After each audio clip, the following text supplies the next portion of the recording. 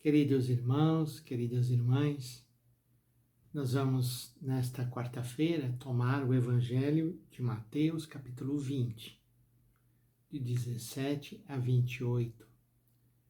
Estamos aqui seguindo Jesus na subida para Jerusalém. E subir para Jerusalém é uma imagem que representa o sofrimento, a oposição, a contradição contra Jesus.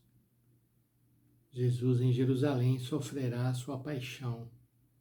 Então toda subida para Jerusalém representa para os discípulos uma grande dificuldade, porque exatamente eles não entendiam quem era aquele homem e estavam com muito medo do que poderia acontecer se eles realmente o acompanhassem. É nessa subida a Jerusalém que nós ouvimos essas palavras de Jesus.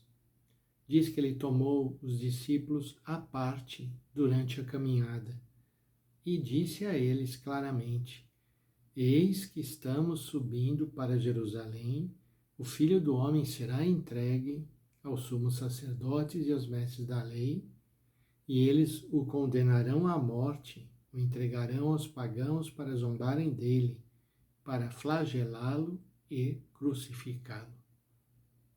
Mas no terceiro dia ressuscitará. Portanto, é o anúncio da paixão e da ressurreição.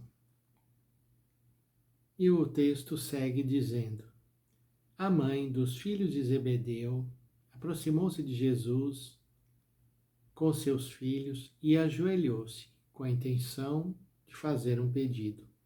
E Jesus perguntou: O que queres? E ela respondeu: Manda que estes meus 2 filhos se sentem no teu reino, um à tua direita e outro à tua esquerda. Jesus então respondeu-lhes: Não sabeis o que estáis pedindo. Por acaso podeis beber o cálice que eu vou beber? Eles responderam: Podemos. Beber do cálice é uma imagem para dizer comungar do destino da pessoa. Portanto, o que Jesus está perguntando é: vocês serão capazes de me acompanhar até o fim? Pergunta muito comprometedora. Os discípulos não entendem a profundidade da pergunta de Jesus, por isso respondem: podemos. Jesus então lhes disse: De fato, vós bebereis do meu cálice, mas não depende de mim conceder o lugar à minha direita ou à minha esquerda. Meu Pai é quem dará esses lugares àqueles para os quais Ele os preparou. E que os 10 discípulos, quando escutam essa conversa, ficam muito irritados contra os 2 irmãos. Jesus então os chama e diz a eles: Vós sabeis que os chefes das nações têm poder sobre elas. Os grandes as oprimem, mas entre vós não deve ser assim. Quem quiser tornar-se grande, torne-se o vosso servidor. Quem quiser ser o primeiro, seja o vosso servo. Pois o Filho do Homem não veio para ser servido, mas para servir e dar a sua vida como resgate em favor de muitos. O Evangelho de hoje está na continuidade com o Evangelho de ontem, onde já se falava que o maior é aquele que serve. Isso é muito importante e muito difícil das pessoas aceitarem. Por isso Jesus várias vezes vai insistir sobre esse ponto.